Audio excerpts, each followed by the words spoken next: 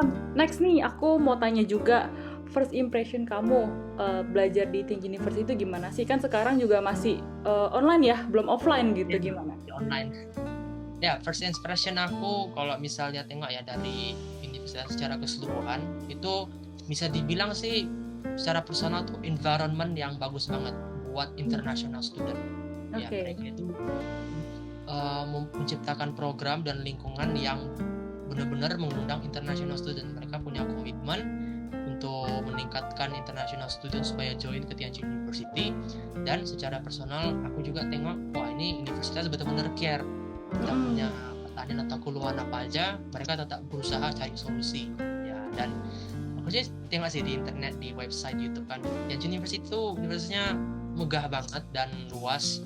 Mereka punya fasilitas yang baik, kemudian punya project innovation yang selalu berkembang, dan itu benar-benar membuat aku pilihan yang bagus sih ya, kayak wah ini pilihan yang tepat nih Iya, untuk benar-benar. university sebagai priority list of Yes, universities.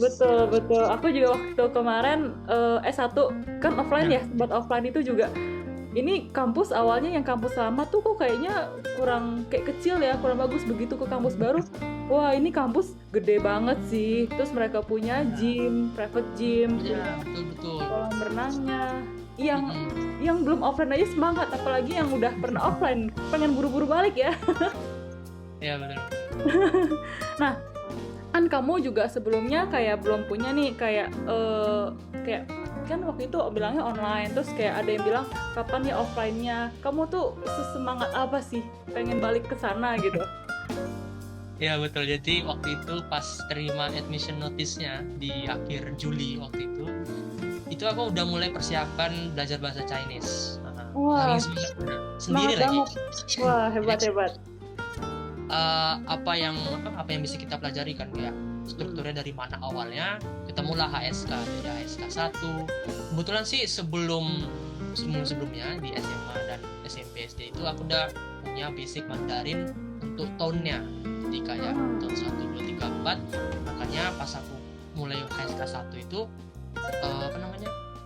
nggak harus belajar phoneme lagi, nggak belajar dari awal gitu kan. Oh, udah punya Dan basic ya. pas Juli itu memang pandemi agak ngeri ya, jadi kemungkinan offline sih kayaknya nggak ada deh gitu kan. Jadi udah agak sedih duluan karena kan kita mau persiapan ke China itu sebenarnya ya masih persiapan gitu kan, cari-cari dokumen gitu kan. Bahkan aku waktu itu sempat panik sih karena agak susah gunain WeChat.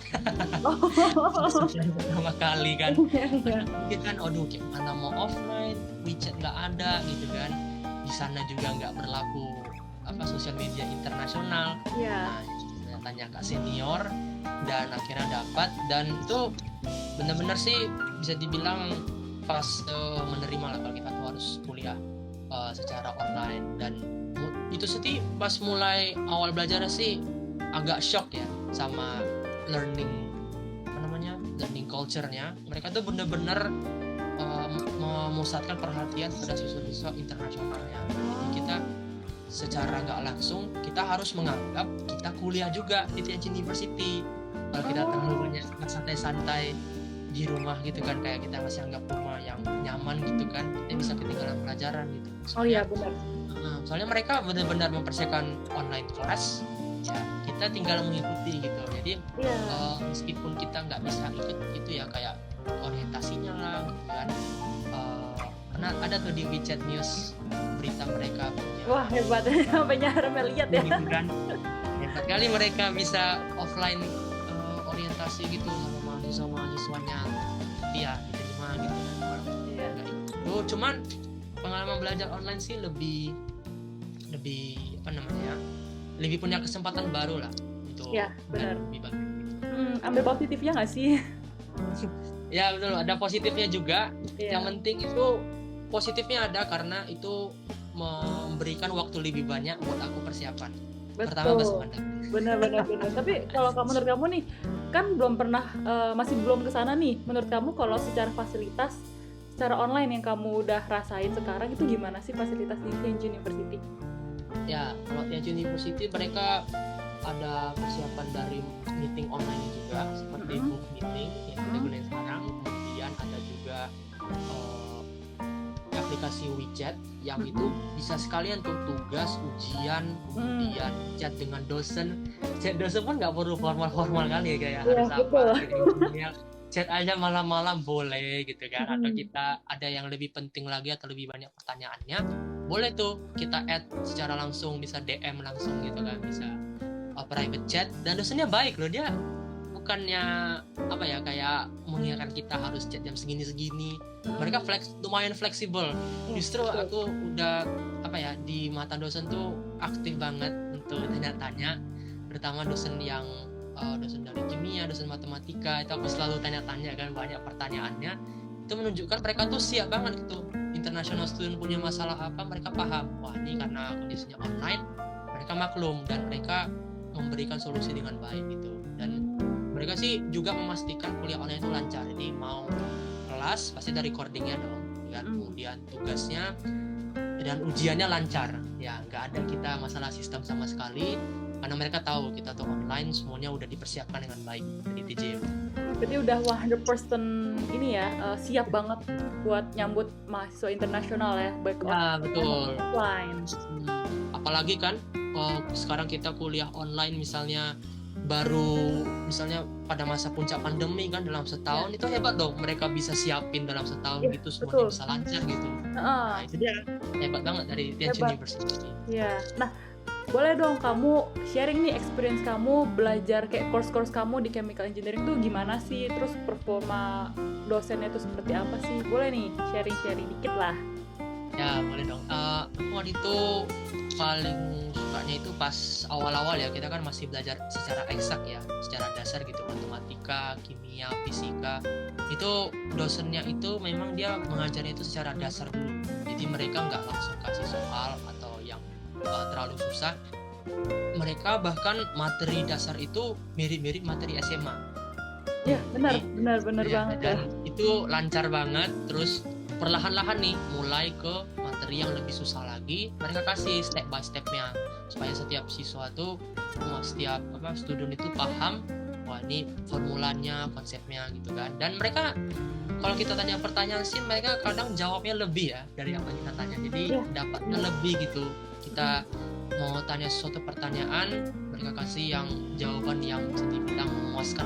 Nah, nanti dosennya itu apa ya, kalau mereka ada yang kita nggak paham, mereka ulang lagi, dan ya mereka passion banget lah sama kita gitu kan. Nah kemudian pas sudah aku naik ke semester yang lebih lanjut lagi, semester 2, semester 3, itu dosennya bener-bener aku mulai menyadari mereka itu dosen yang bukan sekadar dosen, mereka semua bergelar PhD, punya research atau punya research group sendiri, punya experience yang banyak, dan itu dibagikan gitu sama kita jadi kayak jadi terinspirasi, termotivasi, belajar lagi. Ya, dan mereka kasih insight gitu dari pelajarannya, kita bisa application-nya itu apa aja yang lebih advance gitu kan. Nah jadi aku mengambil advantage dari situ. Ya coba aktif lah ke dosen kan, dan mereka menerima dengan baik gitu, karena di Tiongkok itu mereka menghargai orang student yang memiliki keaktifan, mungkin nilai-nilai yang tinggi misalnya. Dan aku mulai mengenali dosennya, mengenali bagaimana kontak dengan dosen, dan kemudian dosen yang mulai mengenal kita juga. Dan secara overall sih experience-nya itu masih masih happy banget. Banyak tantangan, serius. Ada mata kuliah yang nggak familiar, yang belum pernah dipelajari sebelumnya, kayak advanced mathematics yang lebih advance lagi. Kemudian engineering mathematics, wah itu nggak pernah ketemu sebelumnya. Cuman dosennya itu memberikan step by step supaya paham. Jadi dosennya itu udah preparationnya udah bagus banget dan bisa membuat kita paham setiap course. Ya, itu bener, kayak kan maksudnya kayak ada yang mungkin dosennya kayak kurang siap, jadi kita kurang ngerti gitu kan. Tapi ini bener-bener bener-bener siap lah buat semua, dari materi, dari performanya, semua kayak aplikasinya, itu semua media sosial tuh udah siap banget ya. Dan aku saking semangatnya waktu itu tengok profile dosennya dari kayak per mata kuliah itu, mereka benar-benar dikhususkan buat ngajar itu dan pas gitu. Kayak Lausha matematika kita tuh dia juga mengajari anak undergraduate untuk ikut National Mathematics Competition. Nah, pas tuh kan jadi guru mathematics. Guru fisika kita, dia pernah PhD ke Amerika, kemudian bikin research di Tianjin University tentang simulation. Nah, cocok tuh buat ngajar fisika. Terus guru kimia kita, inorganic chemistry, dia punya research group yang tentang materials, tentang chemistry, tentang kimia semuanya. Cocok buat belajar ngajar kimia. Jadi mereka tuh udah pas deh, udah cocoknya mereka di bidangnya. Nah, diberikan kepada kita ilmu dasar, dan mereka lecturernya, pengajarannya bagus banget. Iya, benar. Jadi kayak bukan hanya sekedar gelar kayak gue lulus, tapi mereka udah punya gelar sampai kemana-mana, aplikasinya juga udah. Jadi nyampeinnya tuh ke kita tuh gampang gitu nggak sih? Ya, betul. Ya. Tapi kalau boleh tahu nih, so far kamu kan juga pasti ada ngerjain tugas, ujian tuh so far gimana sih selama online gitu? Kalau mereka kasih tugas sih nggak pernah banyak-banyak gitu ya, kayak tiba-tiba ada tugas atau tiba-tiba deadline-nya ada gitu yang mepet. Mereka tugasnya teratur gitu. Kalau mereka kasih seminggu sekali ya seminggu sekali. Jadi kita udah siap-siap tuh kan. Nah, ada juga yang kasih tugasnya jarang-jarang. Jadi kita kayak mereka tuh paling biasanya sih belajar teori banyak, tugasnya sih nggak terlalu banyak juga. Ada yang berdeadline panjang, ada kan yang tugasnya itu kayak berproject gitu, bertugas yang berbulan-bulan deadline-nya. Nah, jadi mereka nggak pernah kasih tugas yang membuat kita kaget gitu kan, kayak yang negara sebelah gitu kan, yang mepet dan mengagetkan semuanya, membuat spot jantung semuanya. Dan mereka tuh paham juga kok, kita tuh secara online, jadi mereka tahu tugas yang bisa kita kerjakan. Dan pas ujian pun juga lancar sih, secara materi mereka sesuai banget, nggak ada yang keluar jalur dari materi lain. Dan mereka kasih review, terutama review yang berhubungan dengan ujiannya supaya kita itu paham ya. Dan mereka kasih nilai kadang agak poor ya, jadi kita ngasih dimaklumi lah sebagai mahasiswa. Benar. Jadi mereka bukan cuma pengen kita sekedar nilai bagus, tapi kita harus ngerti juga nggak sih? Jadi pas naik semester berikutnya kan lebih susah, kita udah paham nih gitu. Iya. Nah, boleh tahu dong, kamu kan pasti namanya orang sekolah pasti ada yang namanya naik turun nggak sih? Terus pasti ada, aduh kayak gue nyerah aja deh, gue nggak usah lanjutin deh, susah deh, yaudahlah gue balik ke negara gue aja deh gitu. Nah, motivasi kamu buat ngelanjutin studi kamu di Tianjin dengan jurusan ya dibilang nggak mudah gitu kan, itu apa sih pas kamu lagi capek-capeknya gitu? Ya betul, soalnya kalau misalnya kita harus belajar banyak hal gitu kan, kayak dari mata kuliahnya yang beragam itu, pasti ada hampir menuju breaking point. Kadang mungkin ada yang merasa begitu, dan kalau aku sih pertama yang motivasinya tetap yang pernah aku bikin di study plan sama apa yang aku canangkan ke depannya, aku inginkan ke depan gitu kan. Karena aku mau lanjut ke further education to direct doctorate. Nah, itu mimpi yang susah, yang challenging banget. Justru itu membuat aku termotivasi supaya dari hal kecil saja, kayak berusaha memahami topik suatu pelajaran mata kuliah. Nah, kalau aku bisa melewati ini, aku bisa lanjut ke tahap-tahap berikutnya. Jadi situasinya itu jangan menyerah sampai satu topik saja, karena kan kita masih ada dosen tuh yang bisa kita tanya. Mungkin kita ada teman-teman yang bisa membantu atau kak senior. Nah, aku gunakan itu karena itu akan membantu aku memahami pelajaran. Dan juga pastinya kita ini kan sebagai mahasiswa abroad nih ya, kita kan udah dikasih restu nih sama orang tua. Kita pikirkan dong orang tua kita bisa bahagia melihat kita kuliah dengan baik. Gitu. Karena kita sekarang kan dapat beasiswa nih, kita pertahankan dong tanggung jawab dan kebanggaan orang tua pada kita gitu kan. Betul banget. Jadi kalau lagi capek-capeknya balik lagi nih, kenapa sih kita di sini? Lihat orang-orang yang dukung kita, benar ya? Ya, jangan sampai kita terbawa banget sama keadaan, sampai kita lupa kenapa kita bisa sampai di sini, karena perjuangan kita sebelumnya sama orang tua, sama teman-teman, terus kita juga mau nyampe ke berikutnya. Pasti kita punya tuh cita-cita atau karir masa depan. Aku punya keinginan untuk menciptakan international based chemical industry di Indonesia, dan itu mimpi yang sangat jauh. Tapi itu memotivasi aku dari sekarang untuk terus belajar gitu. Itulah yang memotivasi aku. Iya, benar. Nah, terakhir nih, boleh nih, coba kasih sedikit motivasi, kasih advice buat teman-teman yang mau study abroad, apalagi mau ke Tianjin University dengan jurusan mungkin sama kayak kamu. Boleh nih kasih ya sedikit lah advice, motivasi supaya mereka semangat lah.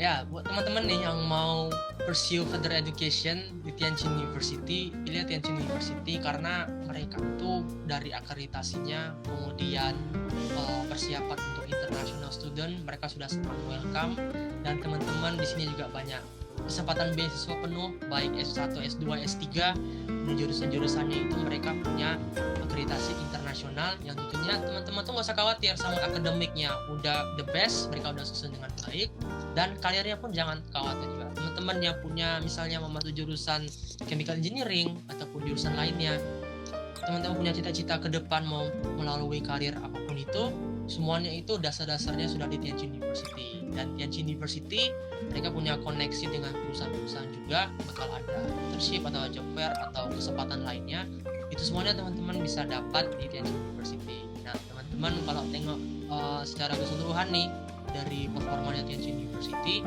itu punya performanya baik dari lecturernya, baik dari research outputnya, dari innovationnya, dari influence Tianjin University. Jadi bilang sih, aku sih sebagai ambassador juga itu merekomendasikan teman-teman untuk choose Tianjin University. Nah, teman-teman udah dengar sendiri ya, kenapa sih mesti di Tianjin University? Dan kayak itu menjadi salah satu prioritas pilihan kalian tuh udah dijelasin secara detail ya. Nah, teman-teman, sesi kali ini aku sampai sini dulu aja untuk bahas chemical engineering. See you teman-teman di session berikutnya. Dadah! Bye-bye semuanya.